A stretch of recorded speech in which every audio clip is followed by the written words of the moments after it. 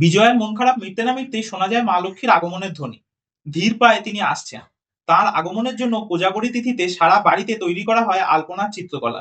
দেবীর আসন সেজে ওঠে আলপনায়। আর তার সাথেই সেজে ওঠেন মা লক্ষ্মী নিজে।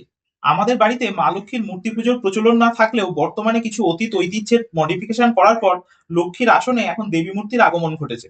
তবে তার আগে দেবী রূপে কি পূজিত হতো তা জানতে অবশ্যই আমাদের লক্ষ্মী পুজোর সম্পূর্ণ ভিডিওটি দেখতে হবে, যা রয়েছে আমাদের ইউটিউব চ্যানেল চলার পথের অলিগলিতে। দেবীর আসন সেজে উঠতেই শুরু হয়ে গেল ভোগের প্রস্তুতি। ফল, মিষ্টি, পায়েস, ভাজাভুজির সঙ্গে নারকোল, তালের খোঁপড়, খই, চিড়ে, মুড়কি সবই একে একে চলে আসতে শুরু করলো। লুচি ভাজা শেষ হলেই শুরু হয়ে গেল পুজো। ধূপ দ্বীপ জ্বালিয়ে, ধুনো দিয়ে এবং সবশেষে আরতির মাধ্যমে মা লক্ষ্মীর আরাধনা শেষ হলে শুরু হলো ভোগ বিতরণ। কাজের ফাঁকে একটা কথা বলে যাই, এরকম আরো ভিডিও পেতে গেলে অবশ্যই বেল আইকনটি ক্লিক করে দেবেন। আর আপনি যদি চ্যানেলটিতে নতুন হন তাহলে সাবস্ক্রাইব করে আমাদের চলার পথে সঙ্গী হয়ে যাবেন।